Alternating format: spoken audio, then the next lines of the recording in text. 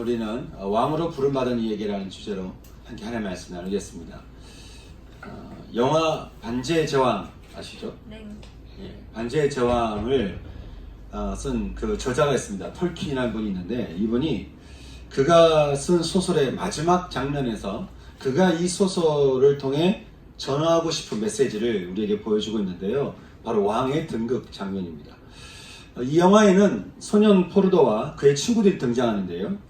어둠의 세계에 빛을 가진 자, 그 어둠의 세상 가운데 빛을 가진 자 간달프에 의해서 택함받았던 그런 포르도가 세상을 타락시키는 힘의 반지, 그것을 없애는 그런 미션을 받게 되죠.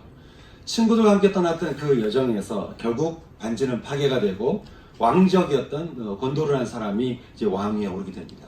바로 이 장면에서 톨킨은 우리에게 소중한 메시지를 하나 던져주고 있는데요. 함께 우리 영상 찍도록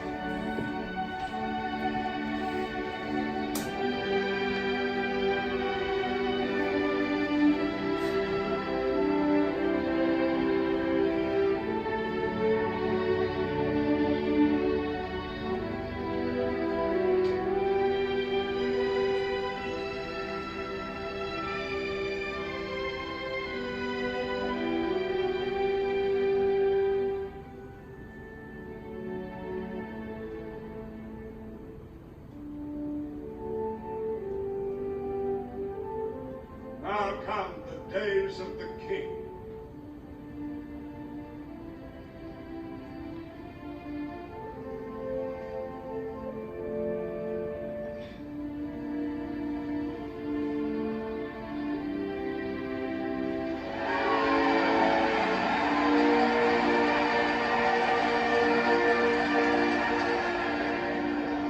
This day does not belong to one man, but to all. Let us together rebuild this world, that we may share in the days of peace.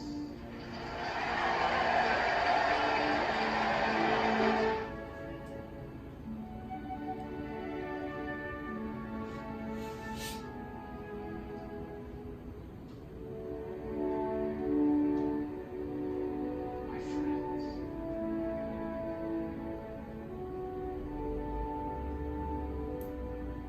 Give that to no one.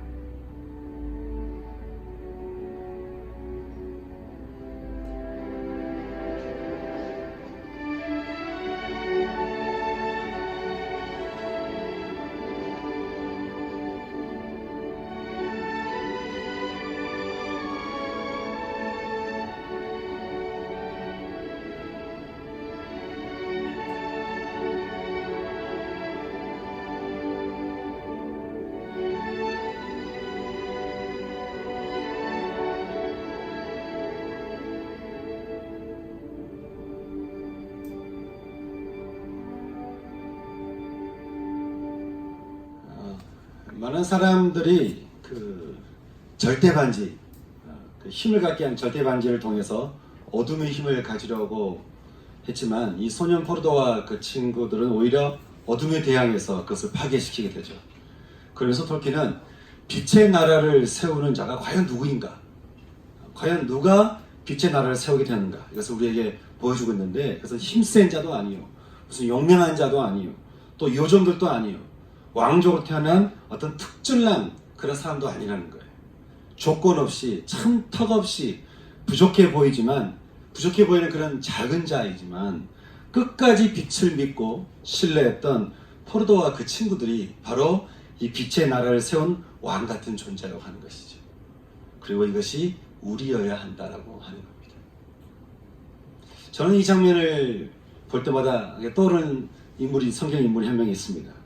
들판의 목동이자 버림받은 환경에서 자라난 소년이었지만 하나님이 나를 택하여 기름 부었다는 사실, 하나님이 나를 택하였다라고 하는 사실, 이 사실을 늘 감사와 믿음으로 받아들임으로써 그 믿음의 힘으로 어둠의 길을 헤쳐나가고 하나님의 나라를 세웠던 소년에서 왕이 된 다윗입니다. 그런데 여러분이 영광의 이야기가 비단 다윗만을 위한 이야기겠습니까? 이번 주 에스겔서 16장 우리가 묵상을 했죠. 그 16장에서 멸망에 가는 예루살렘을 향해서 하나님께서 이렇게 말씀하신 장면이 나옵니다. 내가 너의 곁으로 지나갈 때에 얘가 피투성이가 되어서 발짓하는 것을 보고 내가 너에게 이르기를 너는 피투성이라도 살아있으라. 다시 말한다. 너는 피투성이라도 살아있으라.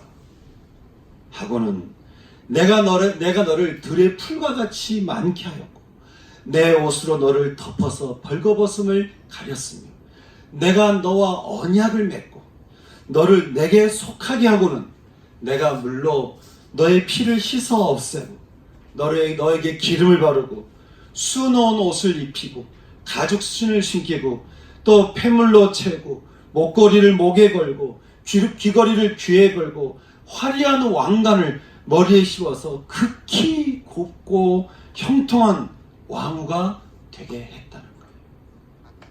여러분, 이게 무슨 자격이 있어서 하나님께서 그렇게 하신 것이겠습니까? 아닌 것이죠.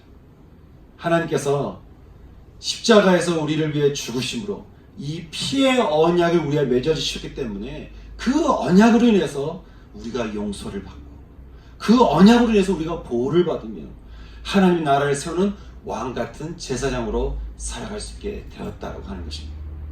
그래서 베드로는 말합니다. 너희가 예수를 아느냐? 너희가 예수를 믿느냐? 그렇다 말하기를 너희는 택하신 왕같은 제사장이라는 거예요. 다윗만이 왕이 아니라 그것이 끝이 아니라 바로 너희가 비록 너가 생각하기에는 보잘것없어 보이고 내가 비록 작아 보이고 내가 참 별 볼 일 없어 보이는 나는 내가 참 그런 사람인 것 같아 보여도 내 안에 예수가 있다 한다면 너는 하나님께서 택하신 기름 부으신 왕같은 제사장이라고 하는 것입니다. 사랑하는 여러분, 저는 예수의 선지자를 통해서 이 기가 막힌 회복을 일으키신 그 하나님께서 그리고 다윗을 부르시고 회복시키신 그 하나님께서 동일하게 저와 여러분의 인생을 부르신 줄 믿습니다. 여러분 믿으십니까? 이제 우리가 할 일은 뭐겠습니까? 이런 부름을 우리가 받았다 한다면 내가 이런 부름에 대해서 내가 얼마만큼 신뢰하든 않든 상관이 없어요. 주님이 이렇게 우리를 부르신 거예요. 주님이 나를 이렇게 부르셨나? 하나님 나를 택하셨나? 여러분, 내가 얼마만큼 그걸 믿음인가는 중요하지 않아요. 하나님이 여러분을 택하기로 작정했다.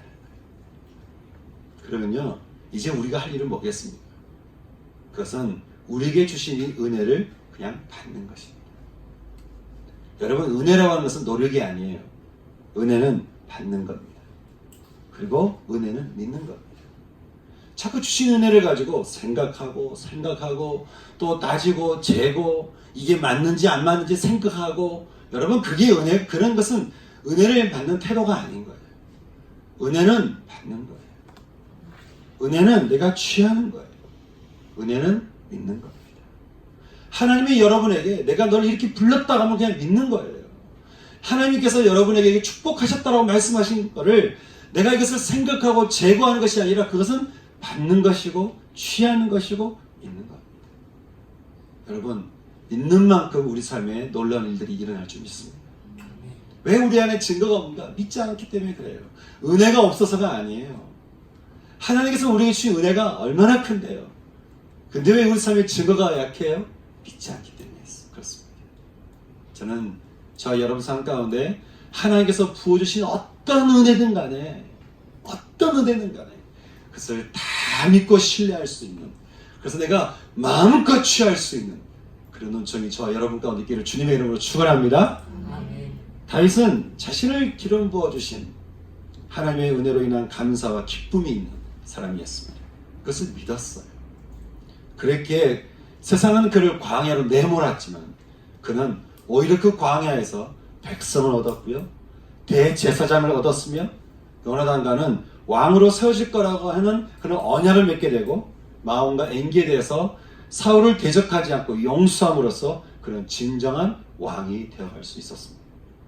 근데 여러분, 그렇다고 아직 왕이 된 건 아닙니다.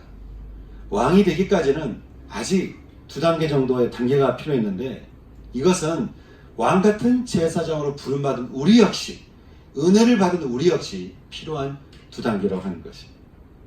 그 첫째가 바로 하나님 나라가 세워지기 위해서 먼저 우리 안에 선행되어야 될 그 일이 있다고 한다면 그것은 바로 육의 나라가 망해야 된다고 하는 것입니다. 이 육신의 나라가 망해야 돼요. 육신의 나라가 망하지 않고는 하나님 나라가 내 안에 세워질 수 없는 것이죠. 기름 부음 받은 다윗이 왕으로 등극하기까지 사울의 나라는 하나씩 하나씩 종말을 맞이하고 있었습니다. 사무엘상 25장 5절 말씀 보면요, 이스라엘을 공격해 들어오는 블레셋을 향해서 사울이 그 두려워가지고 마음이 크게 떨고 있었다, 이렇게 우리에게 말씀해 주고 있습니다. 누가 봐도 그는 더 이상 왕이 아니었습니다. 누가 봐도 그는 더 이상 하나님 나라의 왕이 아니었습니다. 그것은 하나님보다 늘 그가 붙들었던 두려움이 그로 하여금 왕위에서 벗어나게 하고 참 세상과 다름이 없는 사람처럼 만들었다고 하는 것이죠. 사울이 너무나 두려운 나머지 마지막 전투에서 그가 한 번 하나님을 찾기는 합니다. 근데 하나님께서 그에게 응답하지 않으십니다. 하나님께서 사울을 향해서 침묵하신 이유는 그가 정작 붙들고 있는 것이 하나님이 아니라 두려움이었기 때문이었습니다. 두려움을 붙들고 두려움을 믿고 의지하면서 그렇게 두려움의 집에서 딱 갇혀 있으면 그 안에서 우리가 아무리 하나님의 이름을 부르고 찾아도 믿는 대상이 두려움이기 때문에 하나님께서 그를 떠나지는 않으시지만 그에게 말씀하시지도 않는 거예요. 여러분, 참 말씀하시지 않는 참 하나님과 그 사울, 여러분 이 상황 가운데 참 그 마음에 하나님이 없는 그 사울에게 하나님께서 어떤 말씀을 하실 수 있었겠습니까? 여러분, 예수님을 죽이려고 마음먹었던 유다에게 주님께서 어떻게 말씀하셨죠? 얘가 하고자 하는 일을 속히 해라. 그 말은 네 하고 싶은 대로 해라. 그냥 네 하고 싶은 대로 해라.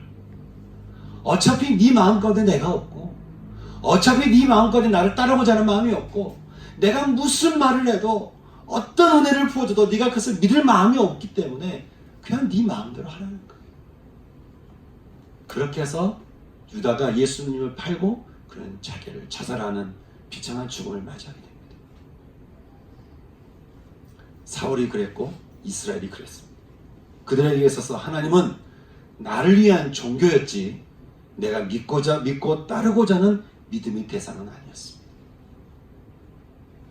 그러다 결국 블레셋과의 전투에서 사울의 아들 요나단과 아미나답과 말기수아가 죽게 되자 사울 역시 도망가다가 블레셋 군인에 의해서 쏜 활에 맞아 쓰러지게 됐죠. 이방인의 칼에 맞아 죽는 게 싫었던 사울은 자기 칼을 이렇게 탁 바닥에 꽂고는 그 위에 엎드러짐으로써 기름 부음 받은 이스라엘 첫 번째 왕, 참 장자와 같았던 그의 삶은 비참하게 멈춰지게 됩니다. 죽은 이 사울을 봤던 이 블레셋 군대가 그의 머리를 베어서 머리는 다곤 신상의 신전에 갖다 놓고 그의 갑옷은 벗겨서 또 다른 신전에 두고는 나머지 시체를 벳산 성벽에 못 박아 걸어놓게 됩니다. 여러분, 참 이게 이 현장을 보고 있는 사람들의 마음이 어땠을까요? 그를 아는 사람들 입장에서는 그의 죽음은 정말 비참한 것이었고 정말 아주 슬픈 일이었습니다. 어쩌다가 당신이 여기서 죽었는지, 어쩌다가 목이 베어서 신전에 가고 그 갑옷도 다른 신전에 가고 당신은 목이 없는 시체가 되어서 이렇게 참 박혀있는지, 어쩌다가 당신이 이렇게 죽게 되었는지, 참 그를 아는 사람 입장에서는 그의 죽음은 정말 비통한 일이었고 슬픈 일이었습니다. 하지만 여러분, 다윗을 통해 세워가려고 했던 하나님의 나라 입장에서는 그의 죽음은 피로 충분과 같은 것이었습니다. 왜냐하면 사울의 나라는 하나님이 주인되지 않는 육의 나라요, 영이 잠들어 있는 그런 나라였기 때문에 그렇습니다. 바울은 로마서 8장에서 우리에게 이렇게 말합니다. 육신을 따르는 자는 육신의 일을, 또 영을 따르는 자는 영의 일을 생각하나니. 다시 말해서 육신을 따르는 자는 육신을 생각하고 영을 따르는 자는 영의 일을 생각하나니 육신의 생각은 사망이요 영의 생각은 생명과 평안이니라. 육신의 생각은 하나님과 원수가 되나니 이는 하나님께 굴복하지 않을 뿐 아니라 하나님께 순종하지 않을 뿐 아니라 순종할 수도 없습니다. 만일 너희 속에 하나님의 영이 거하시면 너희가 육신에 있지 아니하고 영에 있게 되나니 누구든지 그리스도의 영이 없으면 그리스도의 사람이 아니니라.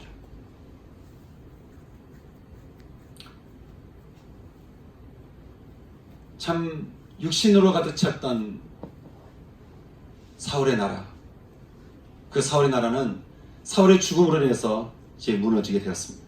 근데 여러분, 참 육신의 나라가 그 옛사람이라고 하는 것이 쉽게 참 무너지지 않죠. 왜냐하면 사단이 우리를 붙잡는 도구, 사단이 우리를 공격하는 도구가 언제나 우리의 옛사람, 육신의 일과 육신의 생각이기 때문에 그렇습니다. 사울 이후에 그래서 계속해서 죽는 사건이 일어나게 되는데, 먼저 죽었던 사람은 사울의 군대 장관이었던 아브넬이라고 하는 사람이었습니다. 그는 사울이 죽은 뒤에 오늘 말씀에서 읽은 것처럼 사울의 또 다른 아들 이스보셋을 데리고 마하나임으로 가서 그를 왕으로 세우게 되죠.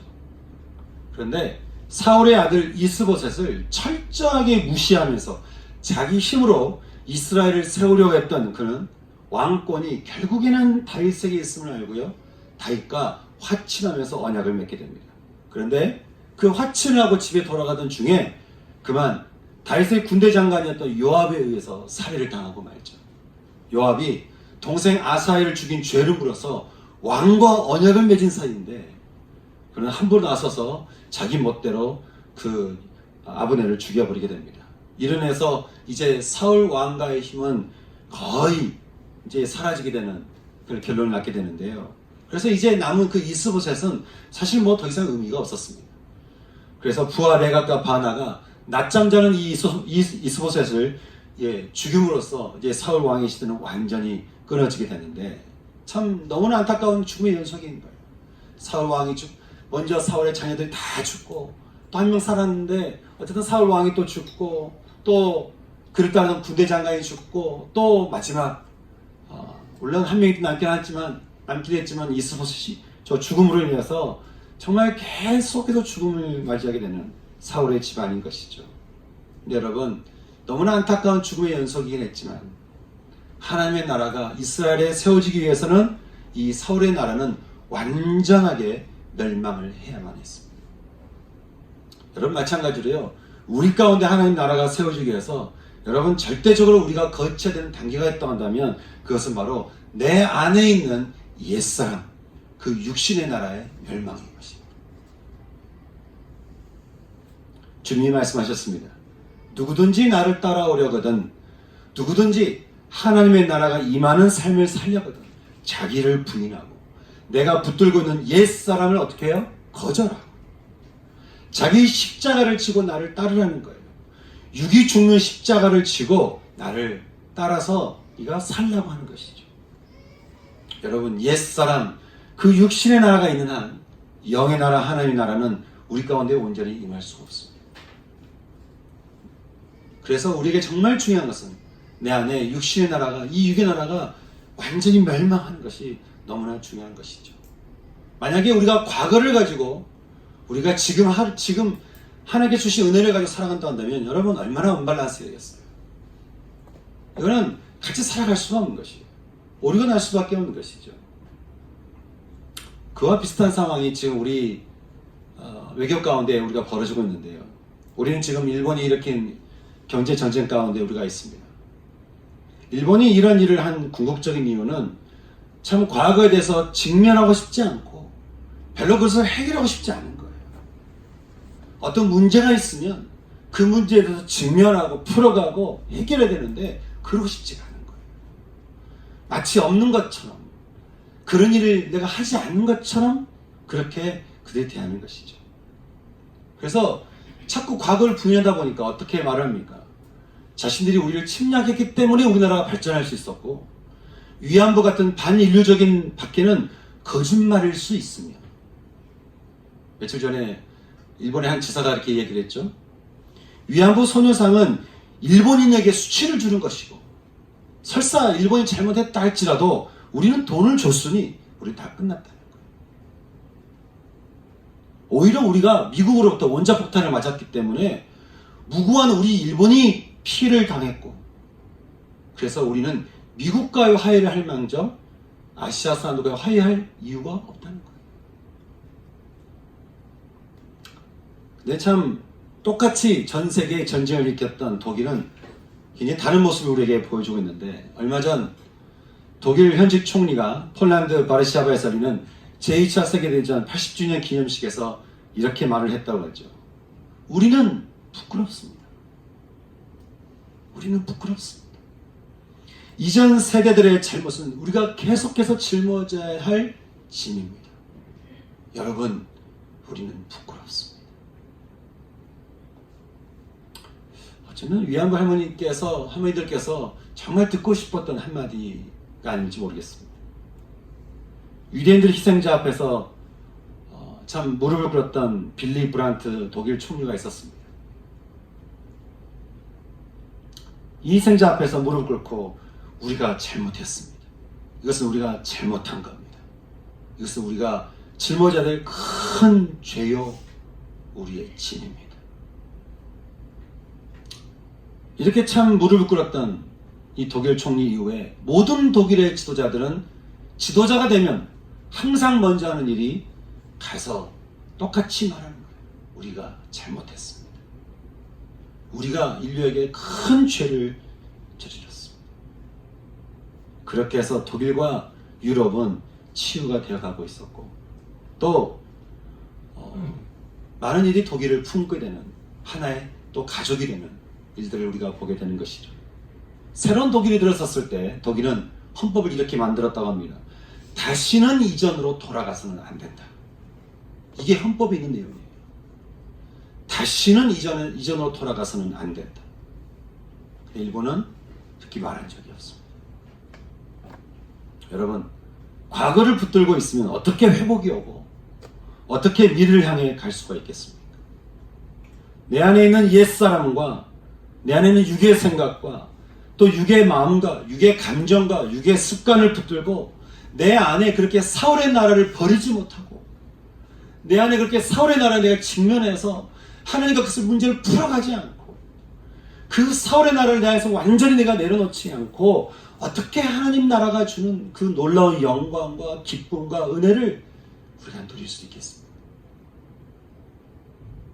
옛 나라를 붙들고 있으면 일본처럼 우리가 엉뚱한 소리 할 수 있는 거 아니에요. 우리 입에서 나오는 게 복음이겠습니까? 사랑하는 여러분, 저는 오늘 이 시간에 원수된 것을 소멸하고 우리에게 구원 주시는 하나님의 그 능력의 그 십자가 앞에 오늘 유혹의 욕심을 따라 썩어져가는 그 옛 습관을 따르는 옛 사람을 우리가 벗어버리고 우리를 왕같은 제사장으로 부르신 십자가 그 예수님을 믿음으로 영접했어.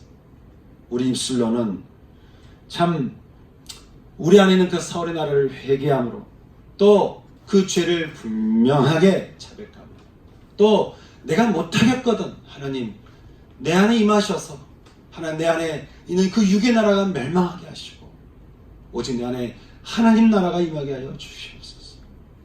제 힘으로 할 수가 없사오니 제 힘으로 내 안에 육의 나라를 무너뜨릴 수 없사오니 주님께서 내 안에 임하셔서 주님 제가 십자가를 지고 하나님 내가 하나님 나라를 향해 나가기를 원하오니 내 안에 오셔서 내 옛사람은 죽게 하시고 오직 내 안에 하나님의 나라만 임하는 은총 있게 하여 주시옵소서. 이렇게 기도할 수 있는 저는 오늘 이 시간 되었으면 좋겠습니다. 이것을 통해 하나님께서 우리에게 주시는 말씀은 우리의 옛 나라는 죽어있다는 거예요. 우리의 옛사람은 죽어있다는 거예요. 여러분, 우리 속에 있는 옛사람을 놔두지 마시고 그 옛사람에 대해서 없다고 우리가 두려움으로 피하지 말고 내 안에 어떤 옛스러움이 내 안에 있는지 내 안에 참 하나님이 아닌 것들이 뭐가 있는지 그래서 우리가 직면해서 십자가 앞에 나가고 그것을 회개하고 돌이키고 기도하면서 온전히 하나님 나라가 내 안에 충만히 임할 수 있는 그런 은총을 소망하고 나갈 수 있는 저와 여러분 될 수 있기를 소망합니다. 분명한 것은 우리가 우리의 죄를 고백하며 자백하며 나갈 때마다 주를 믿보시고 의로우셔서 지금 이 시간 우리 가운데 하나님 나라를 우리에게 온전하게 부어주실 수 있습니다. 또 한 가지 다윗이 건너야 했던 단계가 있습니다. 그것은 하나님의 나라는 홀로 세우는 것이 아니라 공동체를 통해서 세워간다라고 하는 것입니다. 우리는 공동체라고 하면 우리의 마음과 뜻이 맞는 사람들의 모임이라고 생각할 수 있습니다. 그런데 여러분, 성경적인 공동체의 의미는요, 그리스도의 몸을 말합니다. 사람이 주인일 수 없는, 내가 주인일 수 없는, 어느 누구가 주인 될 수 없는, 오직 하나님이 주인 되는 공동체를 말하는 것이죠. 다윗은요, 비록 어렸을 때부터 사무엘 선지자로부터 기름 부음 받은 사람이었지만, 그는 내가 기름 부음 받았으니까 내가 왕이다 라고 말하지 않았습니다. 그는 스스로 자신을 이렇게 드러내거나 내가 이런 존재라고 이렇게 말을 하지 않았습니다. 그는 하나님께서 사람들을 통해 사람들을 모으시고는 그렇게 다윗과 함께 공동체 안에서 왕이 될 수 있도록 하나님께서 하신 일들을 그는 기다렸고, 또 그 하나님의 때에 그는 왕이 되는 것을 허용했습니다. 왜냐하면 하나님은 항상 모든 일을 하실 때 어떤 한 사람을 통해서 어떤 유아독존으로 일을 하시는 것이 아니고 항상 공동체를 통해서 하나님의 나라를 세우시기 때문에 그렇습니다. 처음에 다윗을 지도자로 인정했던 아둘람 공동체가 있었습니다. 광야 공동체죠. 그 이후에 헤브론으로 가서 또 다윗을 찾아가서 그에게 기름 붓고 왕이 되게 했던 유다 지파가 있었습니다. 이렇게 아둘람 공동체가 있고 또 유다 지파가 있지만, 하지만 이것은 온전한 공동체의 모습이 아닌 것이죠. 그래서 사울의 나라가 완전히 망한 다음에 나머지 11지파가 헤브론에 있는 다윗을 찾아온 장면을 우리는 사무엘 5장을 통해서 보게 되는데요. 이제는 다른 지파들 11지파들 다 찾아와서 다윗을 향해서 이렇게 말한 것을 우리는 보게 됩니다. 사무엘하 5장 1절부터 5절 말씀을 같이 읽어보겠습니다. 모든 지파가 다윗을 향해 와서 이제 그에게 기름 붓고 그를 왕으로 추대하는 우리 장면을 함께 살펴봤습니다. 이것이 이런 순간이 올 때까지 다윗은 기나긴 시간을 기다려야만 했고, 또 하나님께서 이렇게 공동체를 통해서 함께 세워져 갈 수 있도록 그 일을 하시는데 다윗은 또 기다려야만 했습니다. 여러분, 이것이 하나님 나라를 세워가는 왕같은 제사장의 삶이라고 하는 것이, 내가 뭔가를 잘할 수 있고 내가 뭔가를 잘 안다고 해서 내가 나서는 것이 아니고, 또 다른 사람이 어떤 무엇을 한다고 해서 어떤 사람의 기준을 따라 누구를 세워가는 것이 아니라 하나님께서 서로 연합하게 하시고 하나님이 온전히 주인 되시는, 하나님이 온전히 중앙에 계셔서 우리를 다스리시는 그런 하나님의 나라 안에, 우리가 하나님 나라 안에 있을 때 그렇게 공동체가 서로 연합이 되고 그 가운데 하나님 나라의 영광이 임하고 하나님 나라의 은혜가 우리 가운데 충만히 임한다고 하는 것이죠. 하나님은 언제나 그렇게 공동체를 통해서 일을 하신다고 하는 것입니다. 하나님께서 신약시대에 들어와서 그리스도를 통해 우리에게 주신 가장 큰 선물이 있다 한다면 그것은 교회일 것입니다. 그래서 주님은 이 교회 안에서 어떤 이는 이렇게 팔의 역할로, 또 어떤 이는 발의 역할로, 그래서 각자의 몸의 역할을 이렇게 맡겨주시면서 그리스도의 몸을 이루게 하셨죠.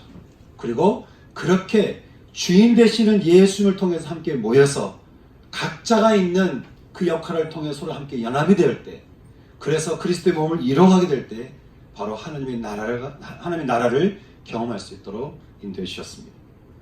여러분, 그렇다 한다면 우리가 하나님께서 부르신 이 교회 안에서 우리가 해야 될 일이 또 뭐가 있겠습니까? 각자에게 주신 그 은사를 깨달았고 우리 안에 온전히 예수님이 우리의 주인 되도록 해서 그 주인 되시는 예수님 안에서 각자가 가진 은사와 재능을 가지고 그리스도의 몸을 이뤄가서 이곳 가운데 하나님의 나라가 임하는 것을 경험하는 것이 우리가 해야 될 일이라고 합니다. 하나님께서 그런 장터를 우리에게 주셨어요. 그것이 바로 교회라고 하는 것입니다.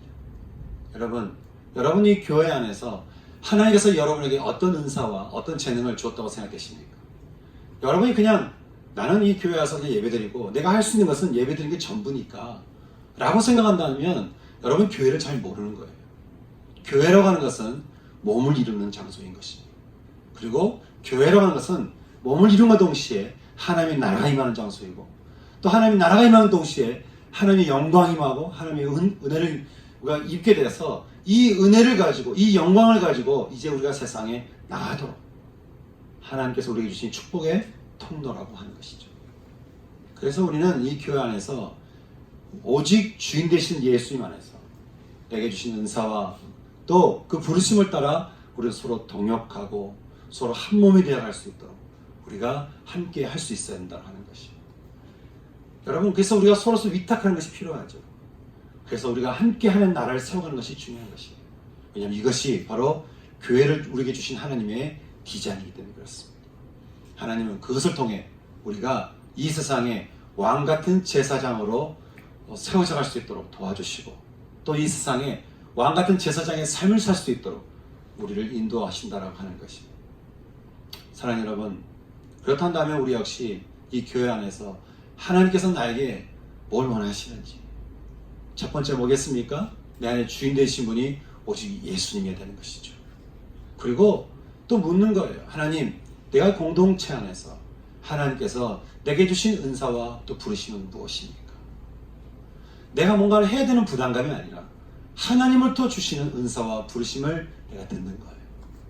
그리고 이제는 그것을 가지고 우리가 교회 공동체 안에서 그리스도의 몸을 내가 세워가는 것입니다. 교회는 그래서 목회자가 세우는 게 아니에요. 교회는 어떤 특별히 열심히 있는 사람이 세우는 게 아닙니다. 교회는 그리스도의 몸으로 동참한 자가 세워가는 것입니다. 그럴 때 우리는 이곳에서 하나님의 나라가 임하는 것을 경험하게 되고, 아, 이런 게 하나님의 나라구나. 우리는 이 하나님의 나라를 가지고 이제는 우리가 있는 또 직장과 또 가정과 있는 곳곳에서 그 나라가 세워지도록 기도하며 나가는 것이죠. 여러분, 그럴 때 이 세상 가운데 참 하나님께 주신 회복의 일들이 일어난다고 하는 것이에요. 여러분, 이 안에서 우리가 하나님 나라를 세워갈 수 있다면 우리 가정에서 하나님 나라를 못 세우겠습니까? 또 우리 가정에서 하나님 나라를 세워간다면 여러분, 이 사회 가운데서 하나님 나라를 세워가는데 우리가 또 힘쓰지 않겠습니까? 그러면 이 땅에 있는 그런 부패나 그런 어려움들을 우리가 그렇게 방관했겠습니까?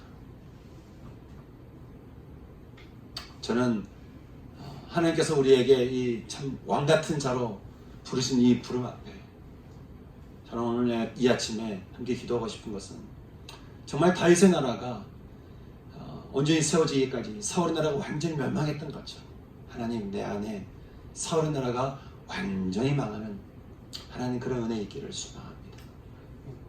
그렇게 십자가의 주님을 내 안에 우리가 초대하시면서 우리가 십자가 주님 앞에 나아가서 우리의 옛 모든 모습들을 내려놓고 주님 앞에 회개하면서, 주님, 내가 죽고 주님이 온전히 내 안에 사는 은총 있게 하여 주시옵소서.